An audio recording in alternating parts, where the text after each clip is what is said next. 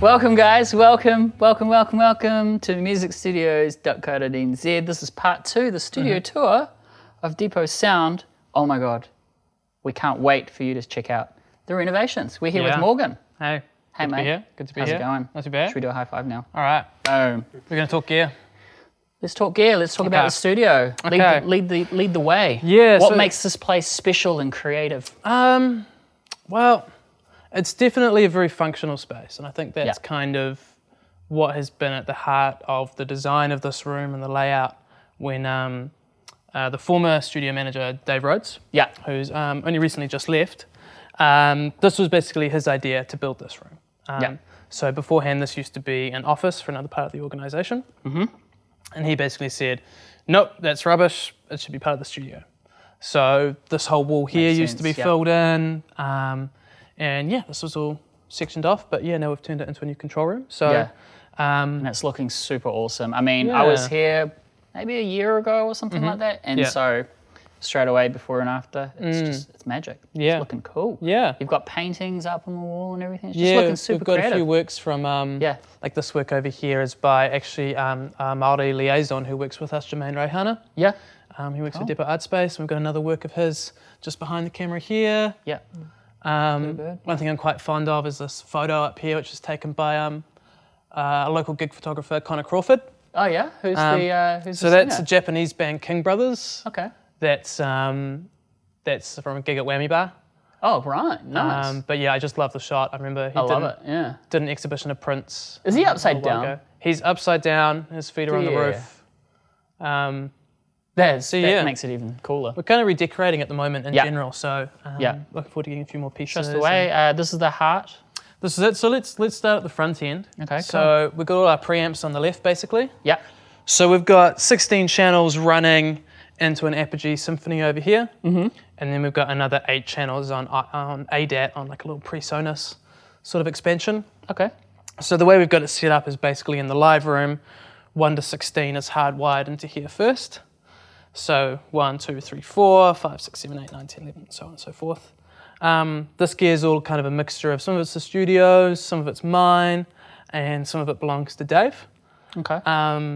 So first of all, we've just got the Buzz QSP. Are you familiar with Buzz Audio? Yes, New Zealand. Yep. New Zealand brand, hey? Yep. So it's really good. This actually just had a fault recently with it, and we sent it off for repair, and I can't remember the guy's name, but he was great. Yeah. Just fixed it, sent it back, no worries. Super quick, so that's just kind of 4 nice, clean, good pre's in. Yeah. With lots really good instrument DIs as well, actually. These are really good. Yeah, I love that actually, because not every sort of preamp strip has the jack. I mean, multiple jack inputs in the front. So if you're a guitarist, bass player, and you kind of feel like recording, straight in. Synthesizer. Yeah, I use it for synth and that's cool, and bass quite a lot, just when you need to chuck something in. I'd love that, and you've got lots of real estate too, so you can just kind of put something here and plug it in. I try as much as possible not to fart around in sessions. And, you know, sometimes maybe it would sound that extra 10% better if I pulled out an amp. Yeah. And there's a time for that, sure. Yeah. But sometimes it's better because you've had that extra time to work out the part. Yeah. If you've only got half an hour and you can just go in, and so that's really good. That's a good workhorse. Then we come to the lunchbox here. I've got a pair of VP28s. These belong to Dave. Yeah. So this is from a company, Classic Audio Products of Illinois, which make they sell like kit set preamps basically. So these are like an API sort of style pre, and these have been assembled by a guy, Vivek Gabriel. I don't know if you've ever come across him. Great tech, really good tech, and engineer. But yeah, he's kind of like the go-to guy for sort of putting stuff together. So he assembled these pre's, and he assembled the 1176 over there as well. Yeah, which we'll come to in a sec. That's cool.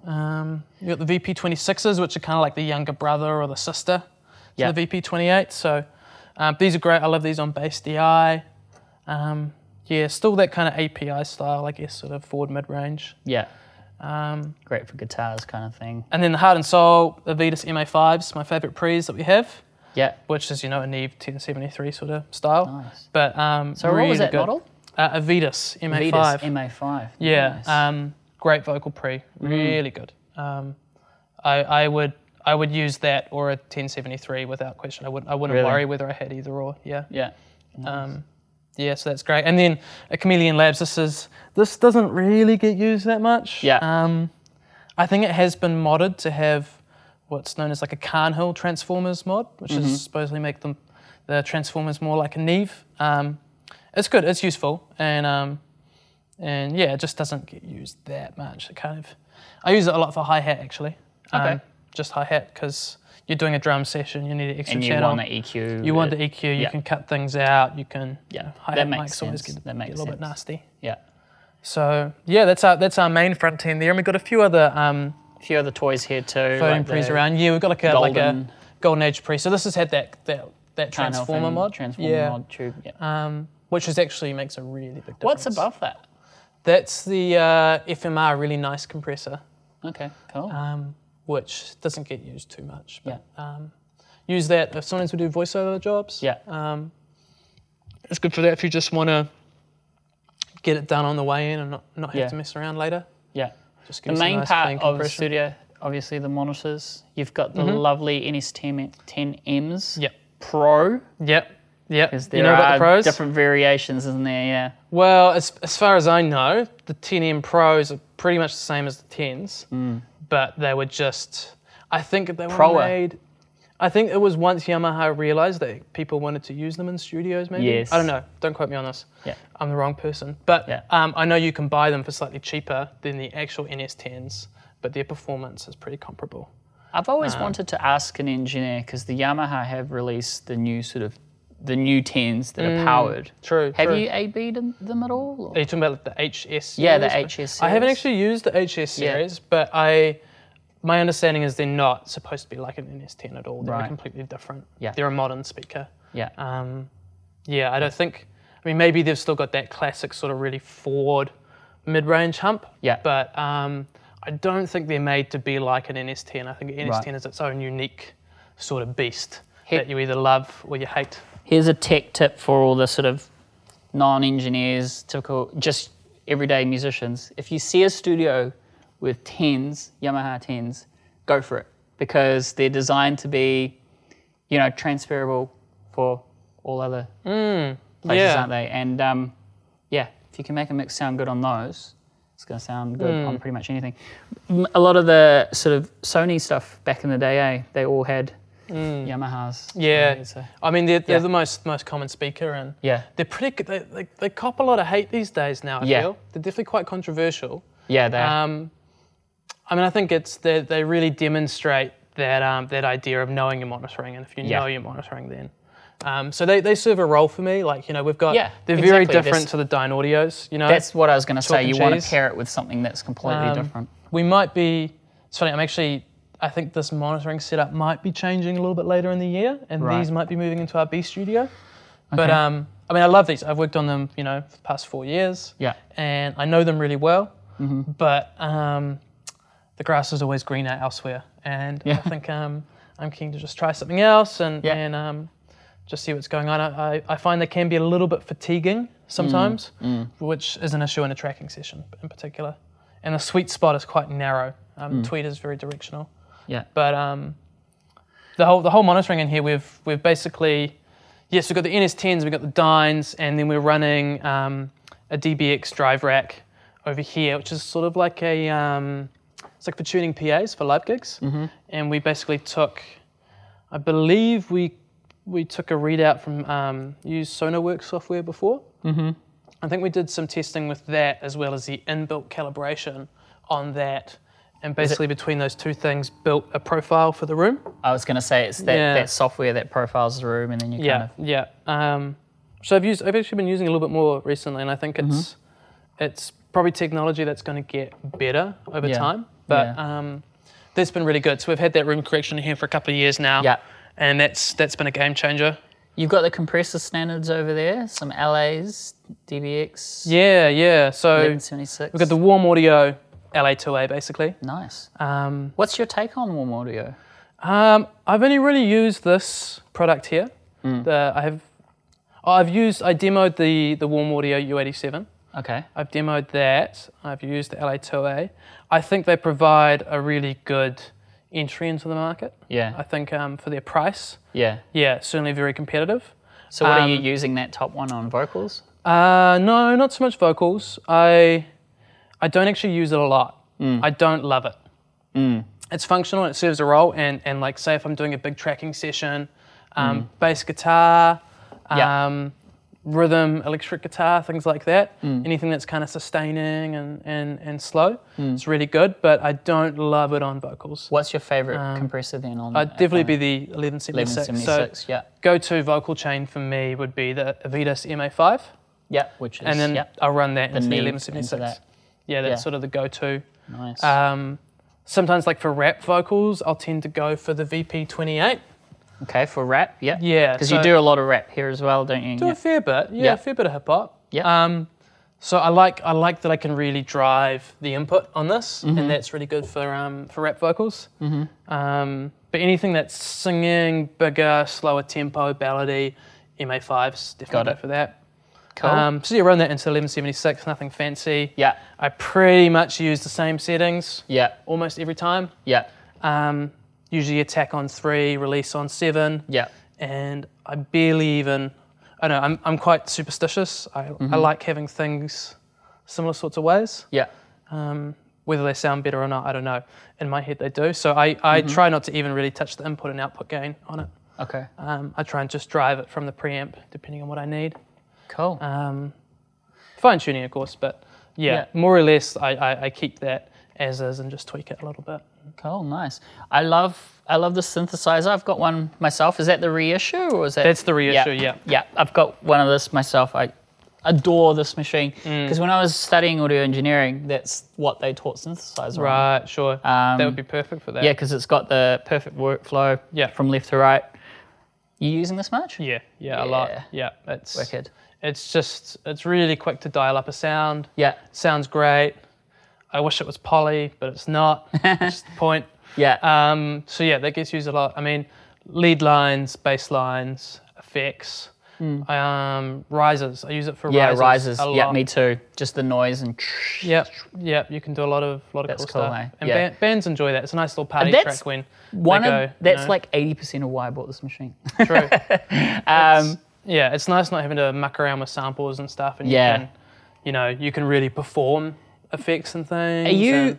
I admit I don't use the patch bay much, but are you doing that? A little bit, yeah. Oh, okay. I've done a little bit of experiments with the pitch tracking on it. You can plug a guitar and stuff like that, or like just assigning. Oh, really? You plug a guitar into that? Yeah, I'd have to look up the patch, but you can set it up in a way so that rather than using the keyboard for the pitch, it does pitch tracking off an instrument. Yeah. So you can, play your guitar and it basically plays the synth.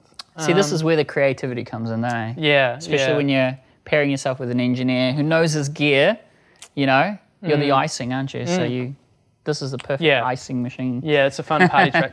The fun party trick, yeah. Bands like that. Yeah, no, that's cool. Hey, Black Star, I like Black Star amps. Yeah, that belongs to Dave. Yeah. And that's kind of just like a backup guitar rig, basically. If somebody comes in here and they've got a real dunger, we'll pull that out. And it's great. Yeah. I mean, it seems to work really best for me on old school rock sounds, If you want a 70s sort of overdriven tube drive or something like that, it's really good. It sounds great. Yeah. Nice. So that's just there as a nice to have. And then tuner, got to have a tuner. Very important. Yep. Nice and visual. Does one thing. We've just got that patched off the master feed here, basically. So that makes sense. Yeah.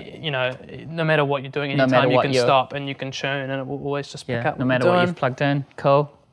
Apogee Symphony I/O. This is a beauty, isn't it? Yeah, don't let it deceive you because it's actually the older version recased. Right. This is so funny. This is so typical of what happens with technology now. Yeah. Is that so? This iMac here we've had for maybe about a year now. Okay. We upgraded from like a Mac Pro, one of the big things. Yeah. And we thought, okay, we've got to change the computer. So we got that. And then suddenly, because the old Symphony was PCIe based, PCIe card, we couldn't plug in the Symphony anymore to the computer. So we spent, $6-7 grand upgrading a computer. Yeah. And then we go, we've got this perfectly working interface, that's great, but now we're going to have to spend, another $6K just so we can plug into our computer. Yeah. So it's actually the older first-gen Symphony. Yeah. But we just got it recased and had that new skin put on it. Which cool. meant that it has Thunderbolt out now, so now we can interface it with the because the Mac is running Pro Tools? Yeah. Yeah, cool. Yeah, so we're Pro Tools. We also got Logic here, but I do most of my work in Pro Tools. Which version are you currently using? Pro Tools 12. 12, yeah. Whatever the latest is. Yeah, cool. A lot of musicians, they always ask, do you have Pro Tools? If you don't have Pro Tools... It's hard. I mean, I've been in Pro Tools so long now that it's... I mean, we have Logic, mainly for when other people come in with stuff on Logic. Yes. Or even I went through a period where a lot of stuff was coming in on GarageBand. A lot of people were doing GarageBand. I have a mate who's... tell us. And which is great, which is fine. Yeah. But in GarageBand, you can't do a multi-track export. You have to solo each track one by one. Yeah. And of course now Logic and GarageBand interface. So I went through a point maybe 3 years ago where I went, man, I'm spending so long on GarageBand soloing things. I should just spend $300 and buy Logic. I'm going to make my money back in the time I save.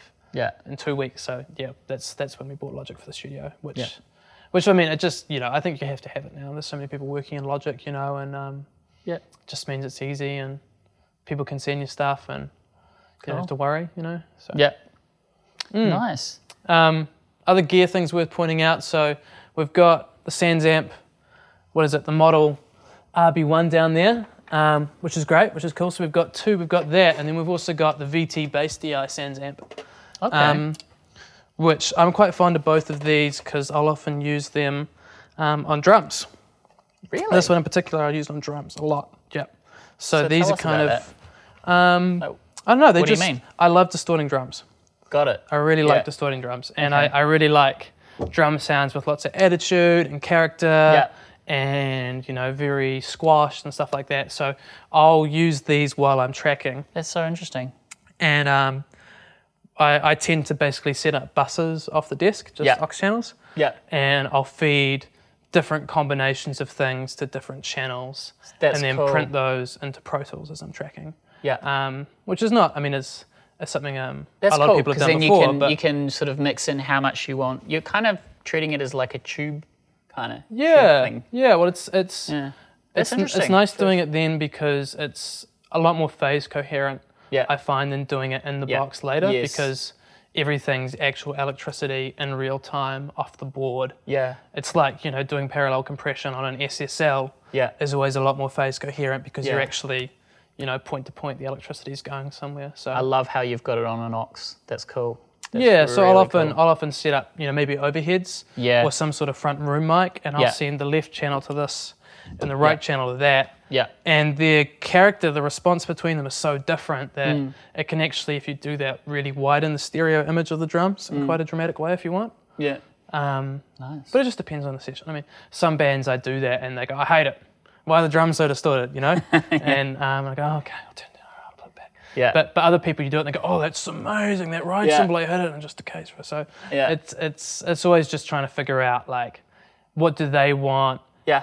And how much can I maybe, if something's a bit, I don't like to play things safe, if something's a bit safe, I like to try and push it somewhere else if I can a little bit just to... Well, you're the chef of audio. It's how much seasoning do you want? Salt and pepper, Lots of distortion. Yeah, no, that's cool. Well, you've got the standards that don't really need too much mention, like the head amps. That's not even being used. That's just looks nice. Oh man, you've got a Gibson? I just got a little That's bit a fake. Really? Yeah, that's not real. So what? It's not playable?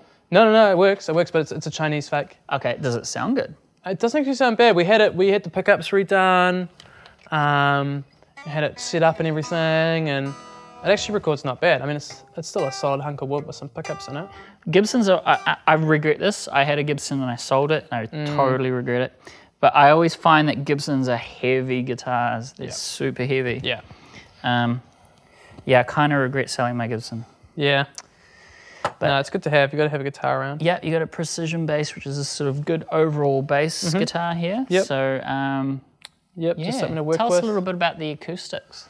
of the control room? Yeah, so it's nothing too fancy in here, really. Again, it's just trying to keep things functional with what we have, you know? Yeah.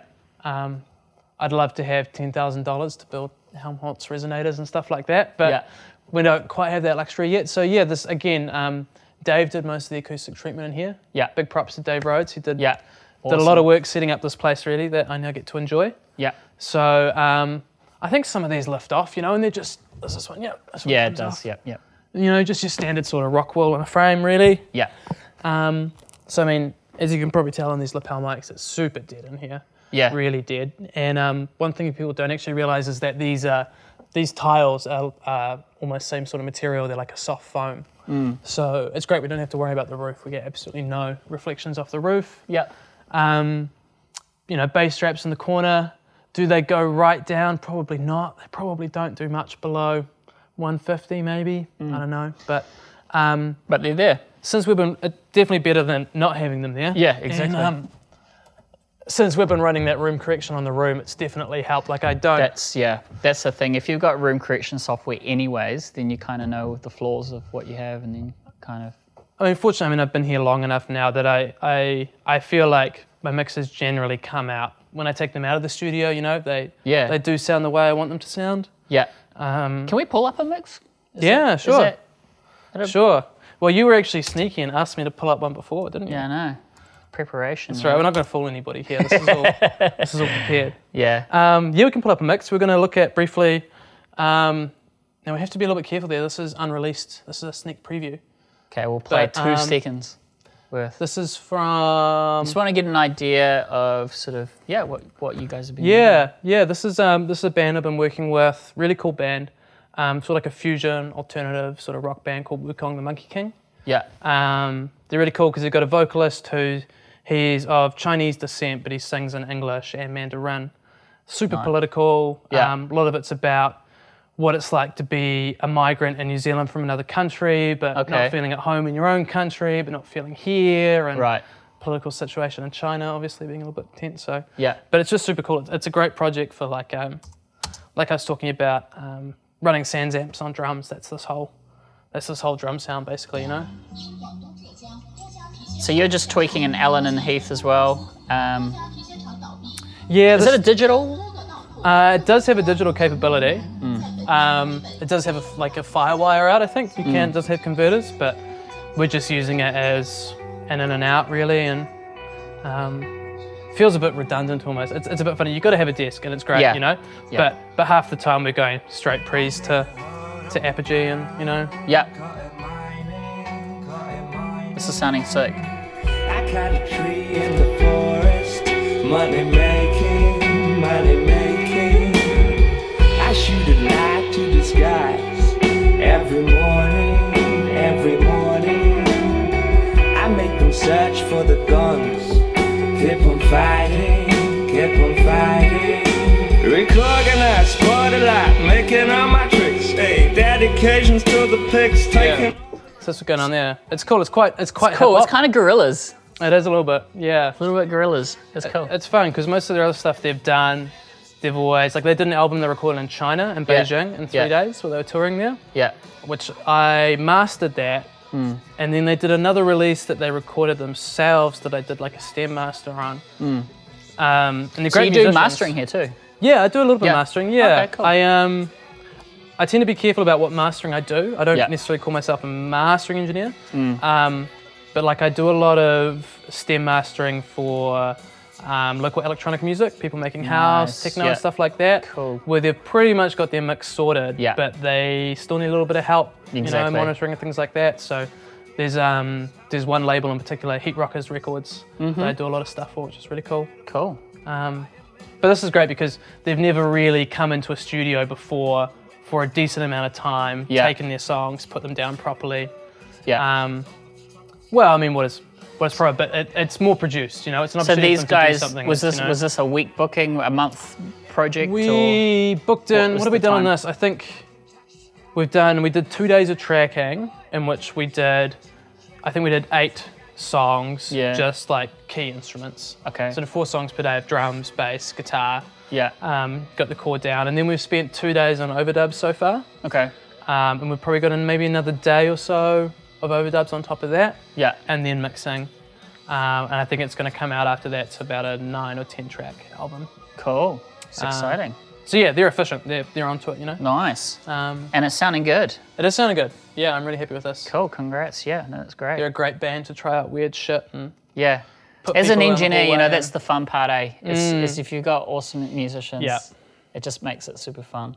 Yeah. Yeah, no, that's cool. Hey, check out the other places. And I do love the frequency response on the screen there. That's really good to have. Yeah, I used that a lot actually nowadays, just to...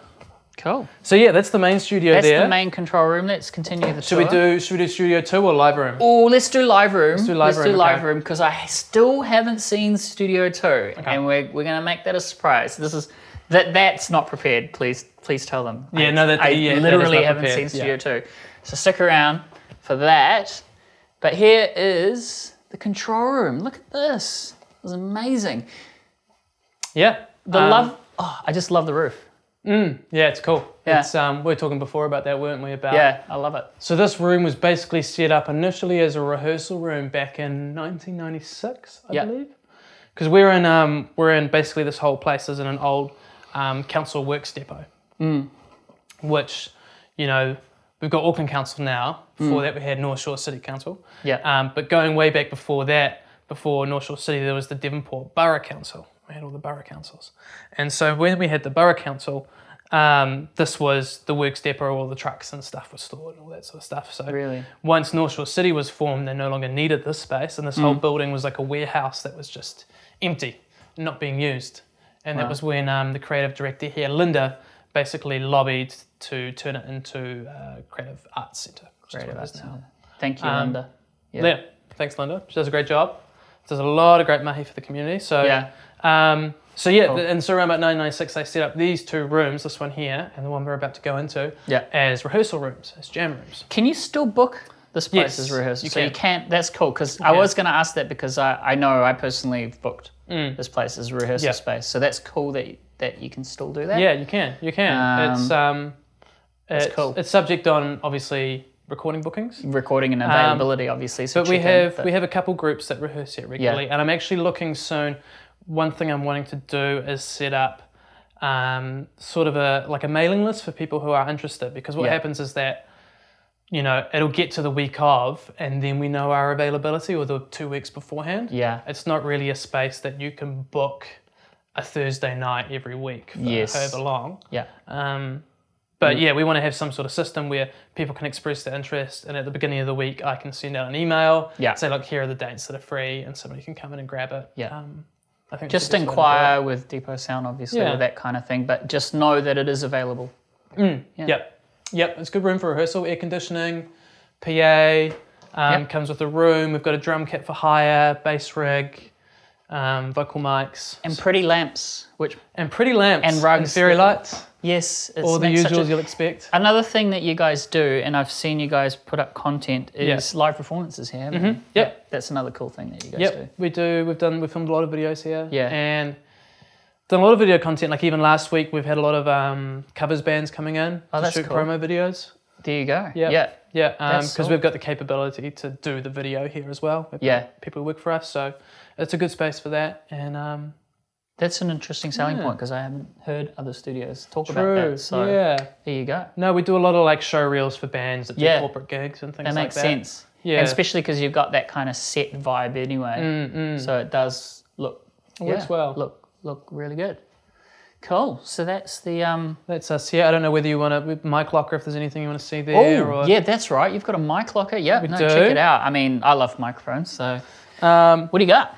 What do we got? What's worth mentioning about? It's like opening I just picked up a pair of older 414s, which is something we're showing. Oh my goodness! So you have literally every mic that you can possibly think of. So I just bought these recently. Oh wow! So these are the. I'm so jealous. Anyone who knows anything about 414s, you know, there's a bazillion different 414s, and I've had my gripes with 414s over the year, but I recently got offered these, the TL2. Wow, for a price that I couldn't really turn down. Yeah. And that's been good. That's been really nice to have another option. So we've got, I've got the 214. I've got the... Right, we've got that as well. Cheap cousin. We've got that. But I mean, it's funny. The guy, Man. they're almost sold as vintage now, 1993. Yeah, you know, it's well, it is believe, kind of you know, ish. Yeah. Same age as me, basically. And so that's one of your faves, hey? It's one of my faves. We've got newer mics like the Lewitt Seen LCT that again. 640, Yep. No, which I've is seen great. that in another studio. That's cool. really good. The Lonely. Okay, this is it's funny. The Lonely AT 2020, which I used to despise, but recently I've been using this on toms. Believe it or not. Oh, I really? actually really like it on toms. Okay. Yeah, if you want something really punchy, really bright. 214s, as you mentioned. Yeah. There. I don't know if they're sticking around. I think they might be going soon. Cascade Fatheads. What I do like with 214, I don't know do you have any UAD plugins? I do not have any UAD. Okay, actually. cool. I'm a bit late to that party. I've got the Coldplay, what I call the Coldplay channel. So you got the 214 into a UAD preamp. Sounds wicked. Because it's really breathy and sort of that ballady kind of thing. Cool. So it's not a throwaway mic. I do like it. Yeah. I do like it. So every mic's got its purpose, doesn't it? It does. It really does. Yeah. I mean, you've got your usuals we've got like the D112, Beta 52, a very beat up MD421, which still sounds great. What's this microphone? This is the MD421. Yeah. What's Sennheiser? I mean, Tom's? Tom's. Tom's. Oh, the reason why I don't recognise it doesn't have it. Doesn't have the thing. Yeah. Yet. Okay. Got it now. Yeah. I know it now. That vocal we were just listening to before, that was recorded on this. Yeah, interesting. I record a lot of vocals on this, actually. Really? Yeah, if I want anything that's, especially anything aggressive, really spitty, and really focused, I'll go to the 421.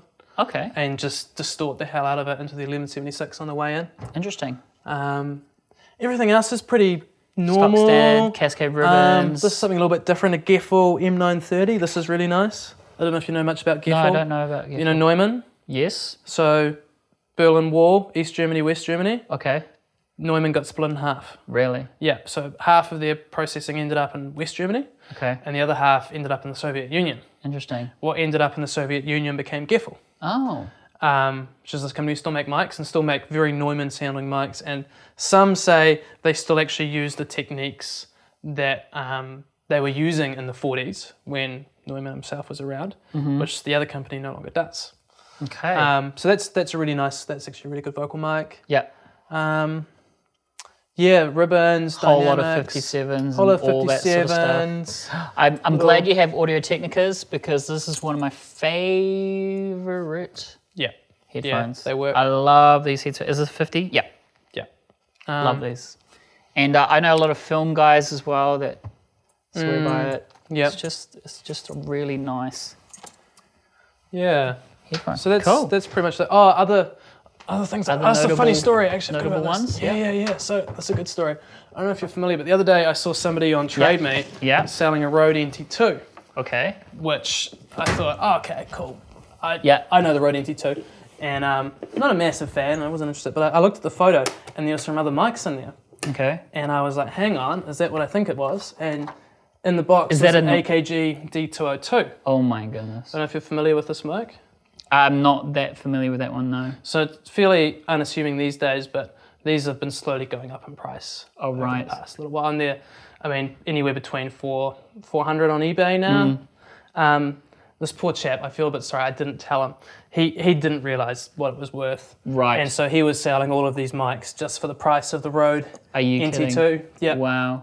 Which I actually prefer this model to the new one, to the NT2A. Yeah. I actually thought that was a Neumann, not the It looks like a U87, doesn't it? Yeah. So this is I have a U87 myself. Right. So, I mean, I actually thought it was a U87, but it's Rode. This is so new, I haven't actually used it yet. But this is the very first NT2. So now they have the NT2A with all the dials on it. But this is the older version.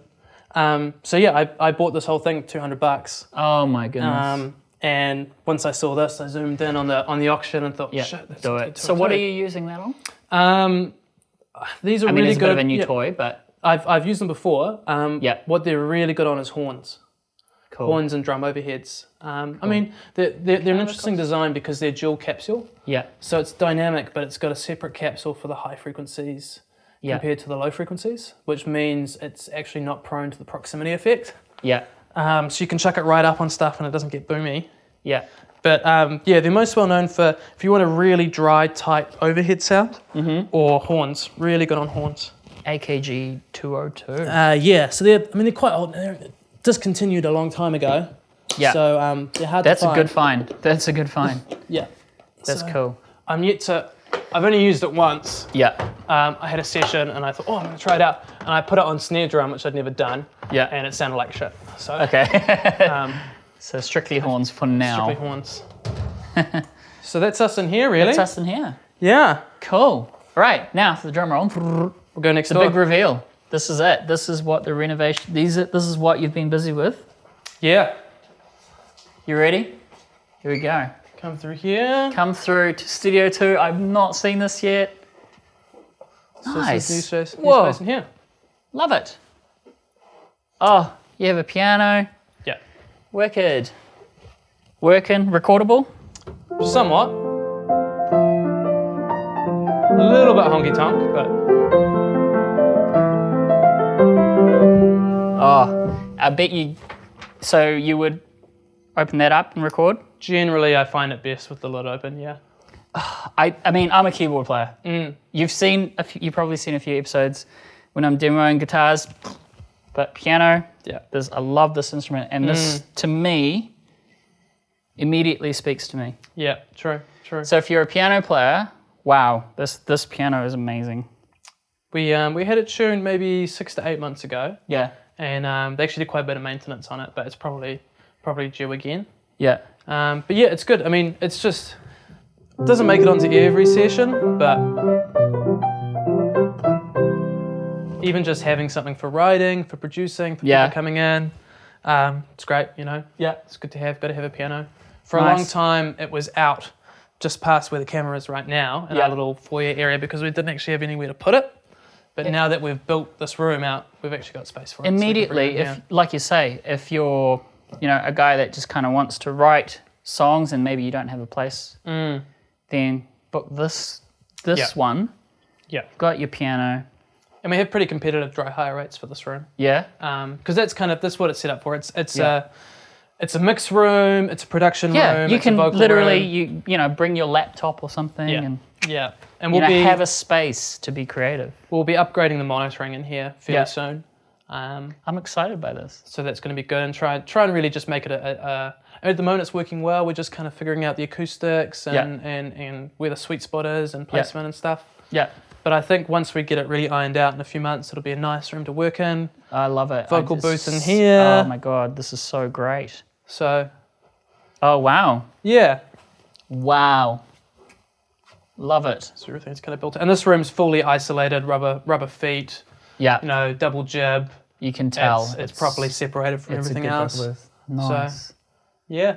Well done, guys. Well done. This is great. So it's kind of a reincarnation of what we already had here. Yeah. But just a lot better and a lot more functional. Yeah. Previously, we had this weird sort of storage booth room in the room here. Yeah. That took up a lot of the room. Yeah. And you had a little raised floor. So previously, I used to be sitting mixing about right here. Okay. And the speakers were here, and it was all a bit pokey, and it didn't really work. But yeah, we just cleared everything out. That's so cool. Built this in here, new ceiling, new air conditioning. Yeah. New carpet, all that sort of stuff. So congratulations. Yeah, it's nice. It's funny. Great. This used to be my office when Dave was working here. Really? And just as it's finished being built, Dave's gone, so I moved next door, and then this is kind of just for the next person to come in. And that's a guitar my dad bought for $40 in the 70s. Yep. And the truss rod is broken, so the action's a bit stuffed, but it records really well. It's a songwriter's guitar. That's immediately what I... Because the action's kind of out, the intonation's not quite right. Yeah. So recording it is a bit of a challenge depending on if you're in the right key and you're playing in one place on the neck, then you have to kind of tune it based to what you're doing. But yeah, so I guess you're right in the sense it is a songwriter's guitar. It is, yeah. It's there for so writing. Good dry rates. Yep. Can't book this one. And I have this preamp. I love it. Yep. I just picked that up recently. I love it. It's great for clean stuff. Yep. It's exactly what you want for a room like this, really. It's what they call the $1 million preamp. Because it's basically, if you have the big version of the console, it's the exact same preamp. Yep. So it's super high quality. It's great. I love it, yeah. Really important. I mean, it was important to me to have 2 channels in here so you can record the piano in stereo. Yes. You can do guitars in stereo. You can do a guitar and vocal at the same time. Nice. So, yeah, it's just kind of here ready to, you know, do a little electronic session or something or track vocals. Yeah. Cool, nice. And we also use this room as an ISO booth, so this is hooked up to the main studio. Yeah. So you can put guitar cabs in here. We got a band coming in from Whangarei on the weekend. Oh, really? And what are they doing? We are working on an album, so we're basically trying to track instruments for 6 songs that the guitarist will take to a home studio and do more overdubs on. Yeah. But they want to track vocals live, which is great, which I'm really excited about. So we're going to have a vocalist in here. Yeah. And probably close this door and put a guitar amp like right out in the corner over here or something. So we'll have a guitar amp there, drums, and then everybody will play in that room. I was going to say, if you're a super huge group, you just plonk the singer in the middle. Yeah. Have the 2 areas to play with. Yeah. That's awesome, man. Thanks so much for the tour. Pleasure. This is great. You're welcome. Yeah. Depot Sound, it's looking amazing.